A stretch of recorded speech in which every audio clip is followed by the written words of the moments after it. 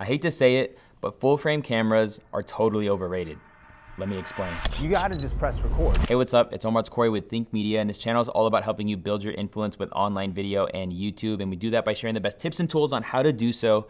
And also, we do that by helping you save money so you don't have to buy things you don't need. And that kind of brings up the topic of today's video, which is full frame cameras versus crop censored cameras. If you're in the market to buy a camera, you know, some people might be sold on having to buy the biggest, bestest, most expensive thing, where you can actually achieve a really good image out of a crop censored camera. And so I'm gonna break this down into a few segments to talk about why I think you don't need a full frame camera and why you should probably save some money and get a crop censored camera for your YouTube videos. Really, the biggest difference between a full frame and crop sensor obviously is the sensor size, and maybe that wasn't so obvious. So you could see this full frame camera. This is a Sony A7IV, comes in at around $2,500 at the time of shooting this video, just for the body, and you're getting a 35mm sensor. And then the crop censored camera, this is the Sony ZV-E10, which you could buy this body for under $700, and it shoots a great 4K image, but you're not gonna get a 35mm sensor, you're going to get a 24mm sensor. So when you're actually buying lenses for these cameras, a lot of times lenses are marketed for full frame 35mm sensors or full frame sensors, but there's some math you want to do if you're buying a lens for a crop censored camera. You just want to multiply whatever the focal length is by 1.5. And so for instance, back in the day when Canon put out their crop censored DSLR like the T3i or the T5i or what have you, a lot of people got the 50mm lens, the nifty 50. It was like a $100 lens and it gives you that nice blurry background. But when you put that lens on that camera, it was just so tight. But that was because it was like 50 times 1.5, which gives you about a 75mm lens, which is just so tight, right? And so there is some math you want to do, but what's really cool is if you plan on making YouTube videos or even just content for social media, that getting a crop censored camera and a really good lens can actually get you an incredible image that you'll be super proud of. Because I found that most people want to be in focus and have their background blurry. Right? Is that not your desire, whether it's taking photos or video in this case? Well, you can actually achieve that by just buying the right lenses. And I love pairing my Sony crop censored cameras with the Sigma line of lenses. And they have a 16mm, a 30mm, and a 56mm lens, which equates to, if you do the math, like a 24mm, a 50mm, and an 85mm. And so it's really important to know that it is the lens that actually gives you the look you're going for. Now, some people will argue that you can just tell when you're using a full frame camera. And in some aspects, I think there is some truth to that statement, but the question is, does it matter? The question is, can you really tell a difference? Like this image that you're seeing on the screen right now is shot at a $5,000 setup. It's a $2,500 body and about a $2,500 lens.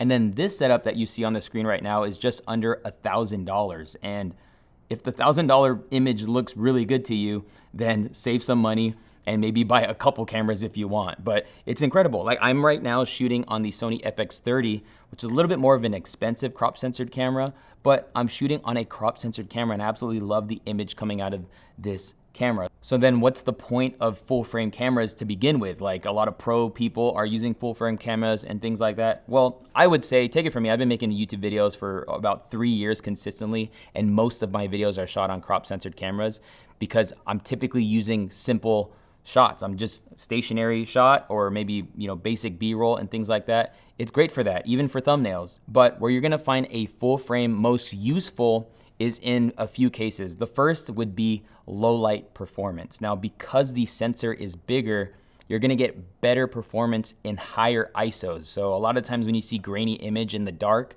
it's because your ISO is cranked up. And if you have your ISO cranked up on a crop censored camera, it's never gonna look as good as when you have your ISO cranked up on a full frame camera. They just handle low light much better in both photography and video. This video was brought to you by Elgato. Elgato creates amazing solutions and products for content creators, live streamers, and gamers. And one of their newest offerings is the Elgato Facecam Pro, which is an amazing plug and play webcam that'll get you professional looking videos. And it's actually the first 4K 60 webcam, giving you a really high quality image for your live streams, video conference calls, and even gaming. When you compare the image that this webcam produces, as that's what you're looking at right now, it just looks superior to other traditional webcams, which is really awesome. But what's cool about this camera is it is easy to use, but when you download their free Camera Hub software that comes with this webcam, you can actually unlock some potential of this webcam and change things like the zoom of your webcam, the focus settings, the exposure, and so much more. And I actually love that this webcam has autofocus, so